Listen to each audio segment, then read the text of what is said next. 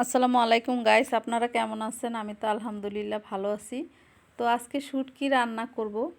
আর শুটকি রান্না করতে যা যা লাগবে সেই ভিডিওটা আপনাদের সাথে শেয়ার করব। আর আজকে শুটকি যেভাবে রান্না করব এভাবে আপনারা রান্না করে খেয়ে দেখবেন, অনেক মজা লাগবে।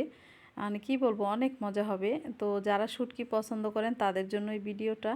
আর আমি যখন রান্না করে বয়সটা দিছিলাম তখন আমার বাহির থেকে একটা ভাইয়া ছিল, দুষ্টামি করতেছিল, আমাকে ভেঙাইতেছিল। সেই জন্য বয়স দেওয়ার সময় একটু হাসি আসছিল, কি বলবো। তো আপনারা দেখুন, আমি চাপা শুটকি দিয়ে আজকে সবজি রান্না করব। আর এইভাবে সবজি রান্না করলে সবাই কিন্তু আঙুল চেটে পুটে খাবেন। তো আমি ধোয়াধুয়ির জন্য চলে আসলাম। চাপা শুটকি নিছি, পুঁটি মাছের যে চাপাটা সেটা নিছি। আর রসুন নিছি কতগুলা, রসুন, পেঁয়াজ আর হচ্ছে চাপা শুটকিটা আমি পাটায় বাটবো। তো ধুয়ে নিতেছি ভালোভাবে, একটু ধুয়ে পরিষ্কার করে তারপরে হচ্ছে পাটায় বাটতে হবে। আর যারা শুটকি কাটার ভয়ে খেতে চান না তাদের জন্য আজকে এই রেসিপিটা। তো অনেকে হচ্ছে শুটকি কিভাবে খাবো, কাটা লাগে। আপনি যে কোনো শুটকি এইভাবে পেঁয়াজ আর রসুন পাটায় বেটে শুটকিটা একসাথে করে বেটে নেবেন, নিয়ে তারপরে হচ্ছে রান্না করবেন, দেখবেন বাচ্চা বড় সবাই খাবে। আপনি কোনো একটা ভয় থাকে না যে কাটা আছে গলায় লাগবে বা চিবলায় লাগবে, এরকম কোনো ভয় নেই। তো শুটকিতে কিন্তু প্রচুর পরিমাণে ভিটামিন, প্রোটিন সব কিছু আছে।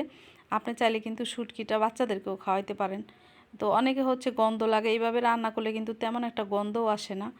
তো আমি পুঁটি মাছের যে শুকনো একটা শুটকি, মানে বেশি ভিজা না শুটকিটা, সেটা নিছি।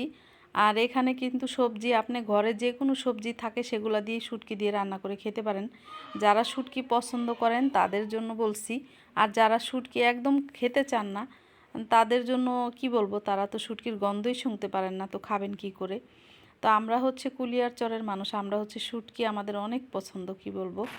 তো এখানে আমি নিয়ে নিছি সবজি হচ্ছে 1 পোয়ার মতো সিম নিছি, 4টার মতো বেগুন নিছি, আর 2টা একটু আলু নিছি মিডিয়াম সাইজের। আর ছোট, একদম ছোট, মানে একটা অল্প সাইজের, ছোট সাইজের একটু ফুলকপি নিছি। মানে ফুলকপি থেকে আমি বড় যে ফুলের যে মানে ফুলটা, সেই বড় সাইজের একটা ফুল আমি কেটে নিছি, সেটা নিছি। অল্প পরিমাণে দিছি, আপনি চাইলে অন্য অন্য সবজিও অ্যাড করতে পারেন। তবে এখানে ফুলকপিটা বেশি দিলে কি গলে যায়, তরকারিটা তেমন একটা ভালো লাগে না, সেজন্য আমি অল্প পরিমাণে দিলাম।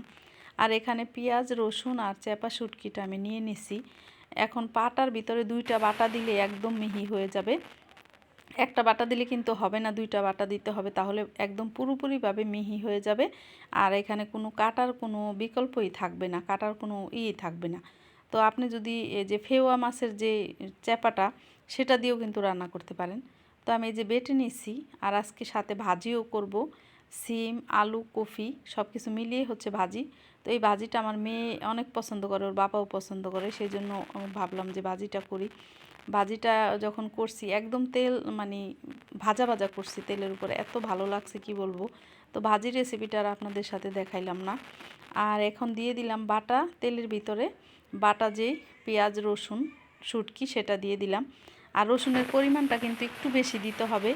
অনেকে বলে রসুনের একটা গন্ধ আসে, ঝাঁঝ আসে, কখনোই আসবে না। আপনি যদি ভালোভাবে একটু কষিয়ে নেন, রসুনের কখনোই ঝাঁঝ আসবে না, গন্ধ আসবে না।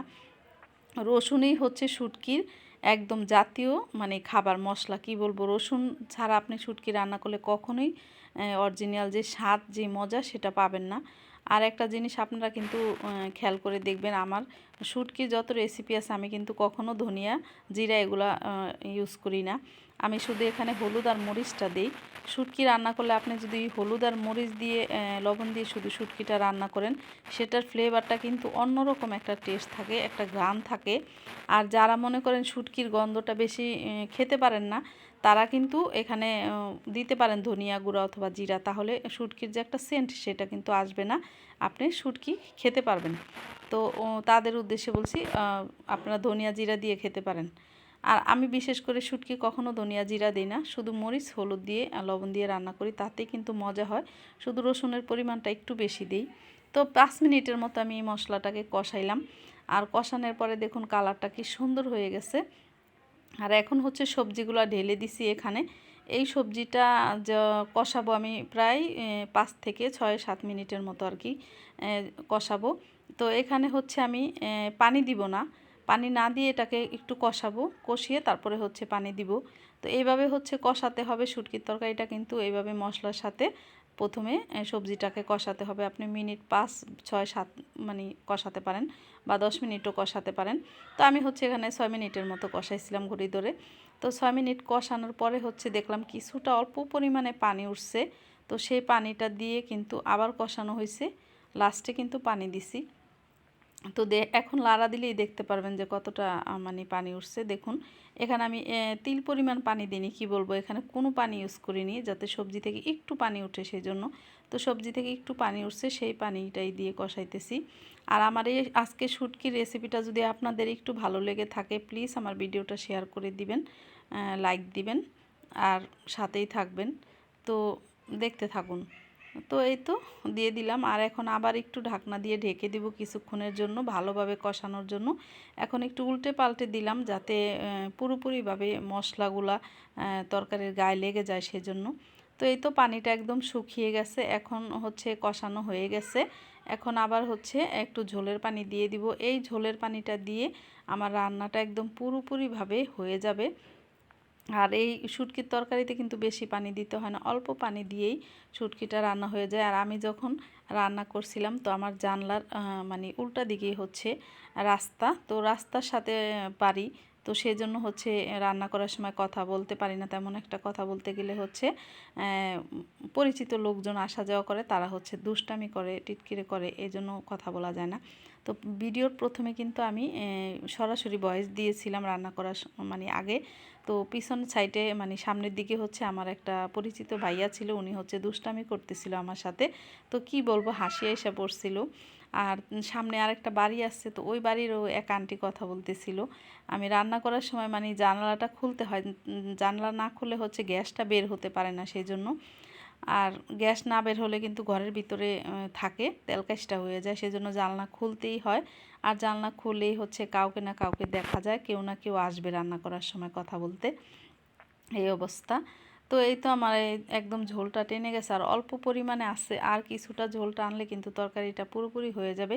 তো এখন আর ঢাকনা দিয়ে ঢাকবো না, এইভাবেই হচ্ছে আরও 5 থেকে 6-7 মিনিটের মতো একদম ভুনা ভুনা করে নিব। ঝোলটা আর একটু শুকিয়ে নিব, বেশি ঝোল থাকলে কিন্তু শুটকির তরকারি খেতে একদম ভালো লাগে না।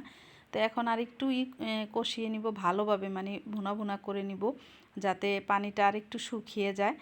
আর শুটকির তরকারিটা এত মজা হয়েছিল, কি বলবো, আপনারা বলবেন যে আপনার তরকারি আপনি প্রশংসা করতেছেন না, আপনারা এইভাবে রান্না করে খেয়ে দেখবেন, তখন বলবেন, আমার ভিডিওতে এসে কমেন্ট করেন যে আমি কি বলছি সত্য না মিথ্যা। এত টেস্টি হয় শুটকির তরকারিটা। আর এখন তো শীতকাল, সব পদের সবজি পাওয়া যায়, আমরা বাজারে যে কোনো সবজিই পাবো এখন। তো সেই সবজি দিয়েই কিন্তু রান্না করলে শুটকি খেতে ভালো লাগে। আপনি কিন্তু বেশিরভাগ সিমটা দিয়েই শুটকি রান্না করলে খেতে মজা হয়। আমি তো যখন শীতকাল আসে সিমের সিজনে সিম দিয়ে শুটকি রান্না করি। আর এই যে ভাজি করে নিছি, ভাজির রেসিপিটা আর আপনাদের সাথে শেয়ার করিনি। তো সবাই ভালো থাকবেন, আল্লাহ হাফেজ।